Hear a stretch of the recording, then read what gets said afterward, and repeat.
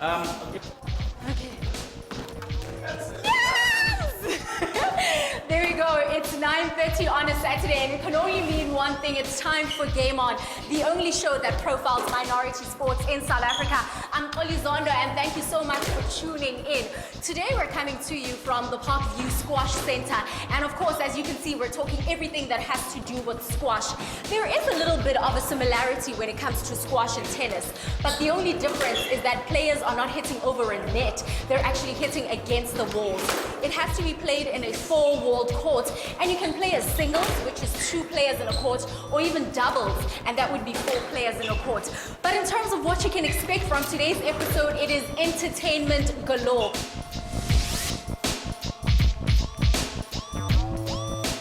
Parkview Squash Center ibutswe Hawa 1980 and remains a stronghold of squash success. It's a place to express your passion for the sport. Le ho ithuta hangatanyana ka papadi ena, as Xoli did with the Egoli squash program. Now, on this quest to learn more about squash, and there is no better way to do it than to get someone who has been coaching for an entire 7 years. How phenomenal is that? I'm with Lawrence Dlamini. Thank you so much. Let's talk about squash. I thought it was easy. I thought I was going to get into the court and slay, but it didn't quite happen. How technical is the sport? Well, it's easy. It's easy. You just strike the ball. You have to keep your eyes on the ball, and then you strike the ball. But it's not something that you can do one day. It takes time. No, that is true. All right, so I want you now to take us through the fitness program for a sport like this. Because you can't just, I guess, rock up here. There needs to be some level of fitness. I start with warm-up, then go to fitness training, whereby I work throughout the body to balance everything. And then we do a lot of short practice as we were doing.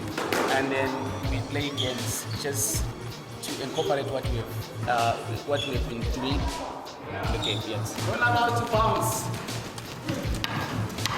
All right, so now that you're a coach, what are some of the qualities that you're looking for in someone that's going to come through and learn squash? Which kind of players are you drawn to the most? Most of these guys, they came here knowing nothing about squash. They thought like it's tennis, but it's different from tennis. So you learn from the beginning up until you progress actually from being a beginner to be intermediate player to be a better player, and then you compete. Yes. Shots. And for me to now advance from beginner stage, because I really want to get away from the beginner stage to the next level, what are some of the techniques that I should have mastered in the beginner stage? Well, this is how you hold your racket. When you strike the ball from the backhand, you bend a little bit and then you strike. Usually you strike it somewhere here. And then for your forehand, stand like this. And then you strike. You need to bend a little bit the body so that you get the power. And the swing comes from lift up your racket. You can't just play like this. You need to go up and then strike the ball. Yes. And you're involved in a very fascinating program that actually helps people that are not really used to these sort of facilities. Tell us a little bit more about that. I've been working with kids for more than 7 years. We're working actually from the inner city. We've got a group in Alexandra. We've got kids in Soweto. We've seen a lot of players coming through. Number 1, under 16 is from Soweto. Number 1, under 19 in the province comes from Alexandra. So we've seen like a lot of talent coming through. But what are you finding is the difference or the discrepancy when it comes to facilities, when it comes to the economy surrounding the sport in terms of the access? What can we as a country be doing differently? Well, we need more courts everywhere. Yeah. We need them to be accessible for everyone. So, like what we do, we choose kids near the center where they can walk to the facilities rather than using transport to the facilities. That's the challenge that we have. So if there is a center close, then a lot of kids will benefit, will enjoy squash. All right. I absolutely love what Lawrence has said. You know, when you give children access to a sport, you kind of destigmatize the sport itself. It now doesn't become a minority sport, but people are able to flock to it. Look at the numbers that he was talking about. We have a top player in Soweto, one coming from Alexandra, and that is because of the access that is provided to all the children. So sporting codes like this can be done by anyone and can be excelled by everyone.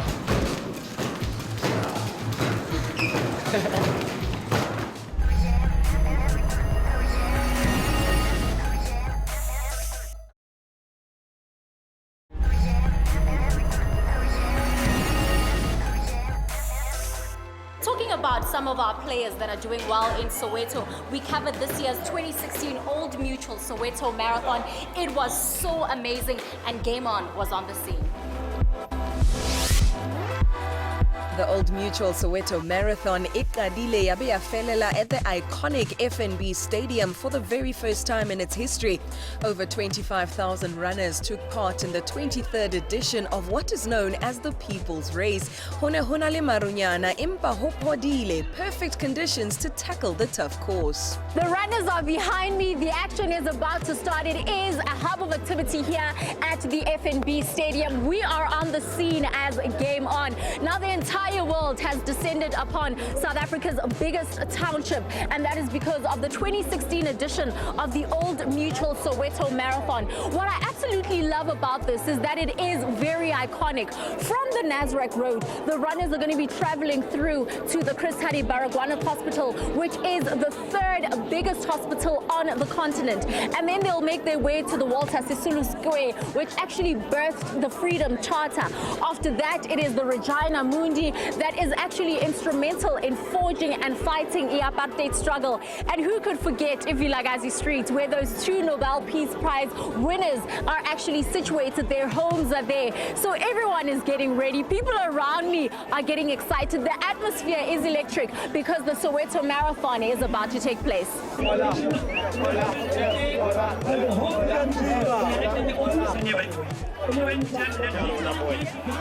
I'm always so excited when I see ladies on the course, and of course here I've got Refilwe and Vanessa. You are doing this for the very first time. Why did you even choose the Soweto Marathon? I'm from Soweto, so that's the choice. I'm from Protea North, so I'm representing. Fantastic. Now coming into this, what were your preparations in terms of your mental strength, your body strength? Well, there was a lot of practice. There was a lot of running, so my preparation was every day, even weekends, at least 5 kilometers every day. As you can see, I'm only doing the shortest route, 10 kilometers. Yeah, so that's how I prepared for it. All right, cool. And then Refilwe, have you set any targets? Do you want to finish in a certain time? No targets as yet. I know I do 3 kilometers for 30 minutes. So yeah, around maybe an hour to an hour and a half. All right, ladies, I don't want to keep you any longer. Have fun out there. We'll see you at the finish line, right? Thank you. Cool. I'm here to compete first time, but I make sure that these guys, they're always after me. They'll be behind me. Yeah. There's no way I'm giving. And what is it about the Soweto Marathon that just excites you? It's all about the Soweto pride, running around, just checking how Soweto is. It's not about winning, but finishing the race. The sights and sound keep avid marathoners coming back silimo ka silimo, but the 42.2 kilometer race is not everyone's cup of tea. That's where the half marathon and the 10 kilometer event come in. Mampudi Baneng ine ili Ethiopian Sintayetu Legese Yinesu for a third consecutive year in an impressive time of 2 hours, 20 minutes and 44 seconds, over a minute ahead of Lesotho's Tsepo Matibele.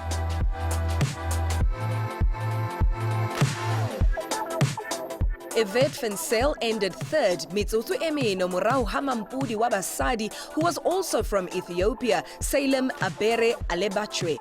I know everyone is envious of Ushaulani because he's at the finish line. He's finished the 10Ks. You must be elated. I'm ecstatic. This is my first time running the Soweto Marathon. Yeah, I think I did pretty well. 1 hour 30 minutes is not that bad for the first time. Yeah. No, and I'm looking at you. You are sweating. Yeah, I'm sweating. Yeah, it was tough, man. I saw a man collapse, but yeah, it's tough. But will you do it again, though? Yes, next year, definitely, I'm here. I love it. Fantastic. Right. Congratulations. Cool. Can I wear your medal, maybe? Yeah, you can. No, Tanta, you did it. 100%. Next year I'm doing 21Ks. That's how exciting it is. I'll teach you. Squash may be a minority sport in South Africa, but it does not mean that we're not trying to get international exposure. The reason why I say that is that in 1993, Johannesburg held the World Masters Championship. And then a few years later, in 2006, Cape Town did the same. And just a few weeks ago, this very venue, the Parkview Squash Center, actually held the 2016 edition of those championships. So we are really trying to get out there. But now looking at the top nation in the world, which is Egypt, the thing that they're doing differently is that they're giving their athletes international exposure. When you're able to do that, you're able to expose your athletes to the competition that is out there, and meaning that you're investing more in your national athletes. So that is exactly what we need to do as South Africa to make sure that we are getting back on par when it comes to squash. But I do know that Ushampunaiza has been learning a few things when it comes to archery, and it truly is quite a very interesting minority sport. Shampunaiza, upeteni.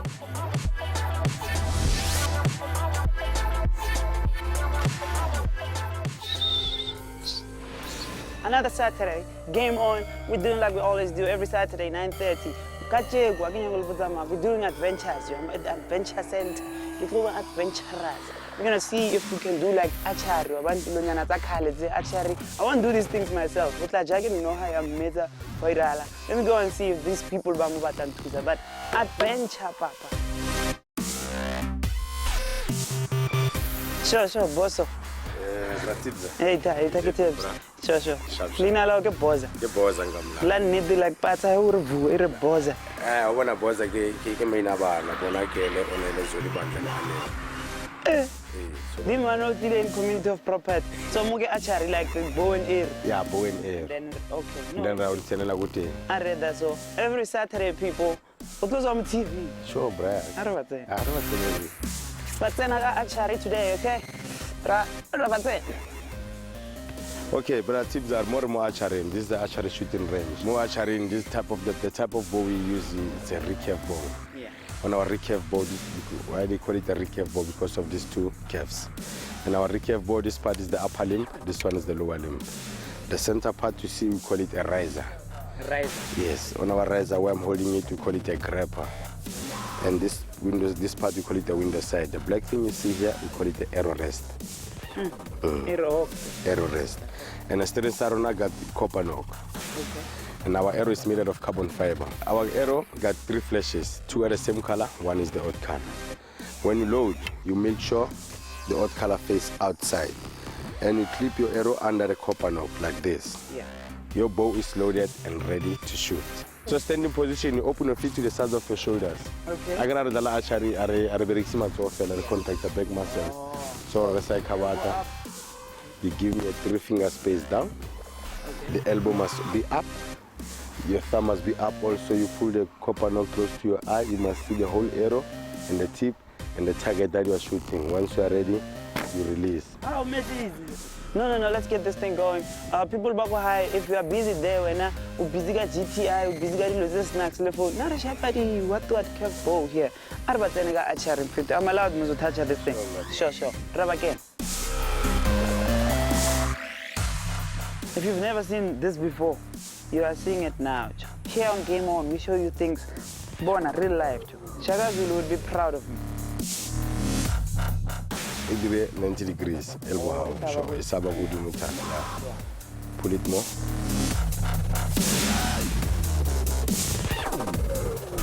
So here? Yes. Release.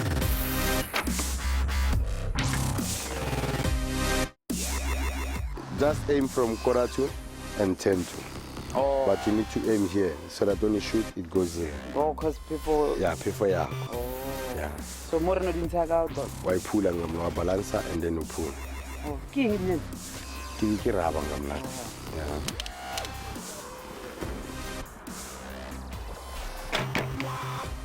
Woo! My brother, if you want to get a bullseye, yeah. You just this bow is a manual bow.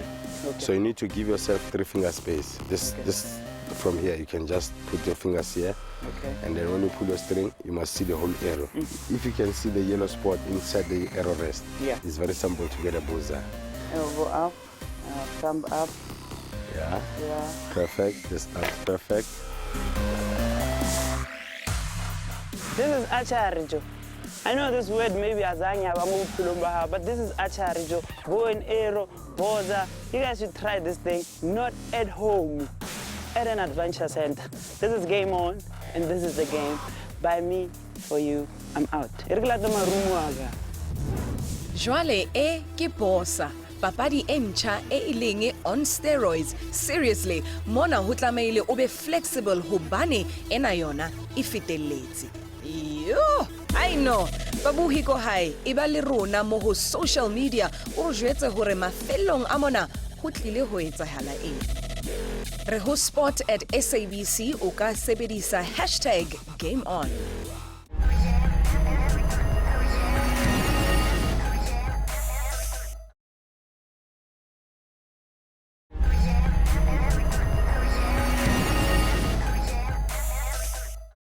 Ha re bone hore o kgethile option e nepahetseng na, empa pele re kena moo e re ke le jwetse ka bosa.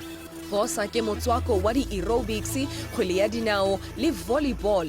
Ke a tseba hore o ne o nahana hore ke volleyball fela, empa that's only a fraction of the new sporting code. Mona ho Game On re le bontsha ntho tse dintjha tse tswelang pele. Je ka ha o bona ha ke ne ke hlalosa hore volleyball ke karolo e nyenyane ya papadi ena.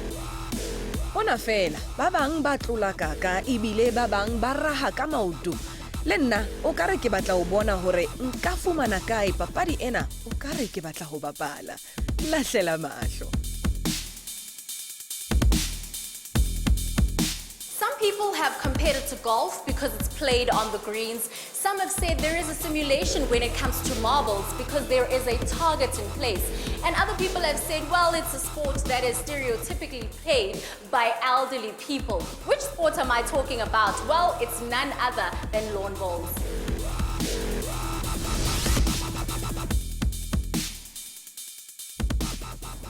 The fresh smell of pressed grass and warm sunshine make an inviting place for anyone to spend the day. Now, if I told you that lawn bowling was first established in the 13th century, would you believe me? Well, it's true because there are manuscripts in London that actually depict these young men playing lawn bowls, but the target isn't quite set out. And then fast forward to 2 centuries later, the sport was actually banned. And that's because there were fears that it would jeopardize archery and importantly, jeopardize the battle itself. People had to ask for permission to actually play the sport. First, you could only play it during Christmas, and then the rules were eased up where you could play it in your own private yard, but under supervision. What you will find interesting is that the invention of the lawnmower actually led to the sport being what it is today. And that's because the lawnmower was able to style the greens in the modern style and shape that was needed by this actual sport. We now see that over 40 countries are taking part in the sport. There are over 50 member associations. It's actually quite interesting to see the road that lawn bowling has actually taken. Mona Afrika Borwa papadi ena e qadile ka 1882 with the first green laid at St. George's Park in Port Elizabeth. Association ya ho qala e butswe ka 1904 and became the official body for bowls Mona Afrika Borwa, with the ladies joining forces in 1996. What's very interesting is about the bowls themselves. They're actually made out of hard plastic. Now, originally, they were made in a weight bias kind of situation, whereas the weight would dictate the direction of the bowls. But that has had to be changed, and now they're dictated to by the diameter of the bowl, which can be from 11 centimeters to 13. What that actually does is that it allows the bowlers themselves to dictate the direction of the game, giving them the power to decide if they're going to win or lose.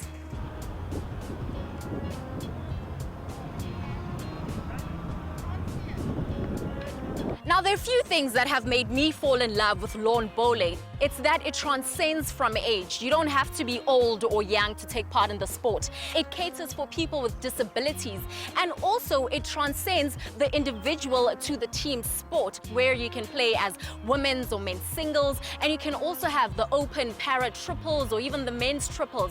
That is something that's very unique within the sporting arena. But who can forget August 2014, the Commonwealth Games in Glasgow, Scotland, where our very own national team made made us very proud South Africans. It was them that brought home the most gold medals, 5 in total, and of course those 2. If I can count a few of them, we had Gwen and Susan Nell who were representing us, and of course Prince Neluondo. Those are the lawn bowlers that still inspire us to this day to take part in this minority sport. Hajwale Bowl South Africa inali over 23,000 registered members and almost 513 clubs. That is part of the reason we cleaned up at the last Commonwealth Games in Scotland. Ho dimedale tse 13 tse hlotsweng ke Team South Africa, tse 5 di ne di le tsa lawn bowling.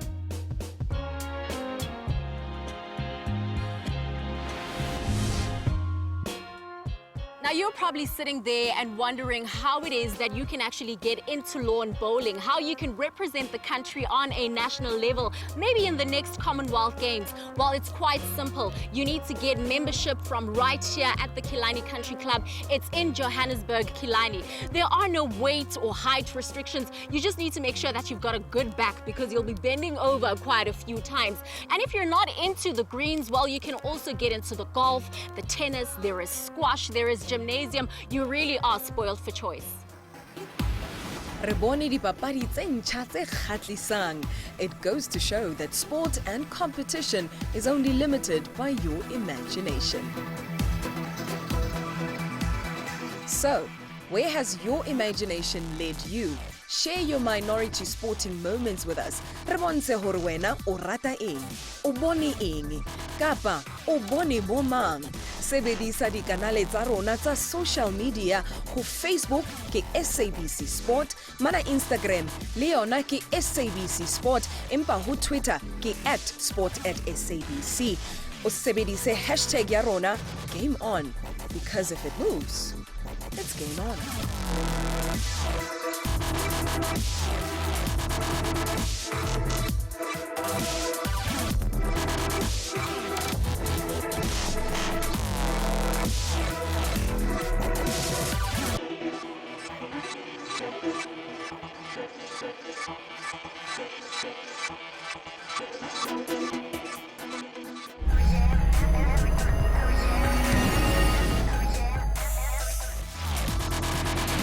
For those who love minority sports, check this calendar out.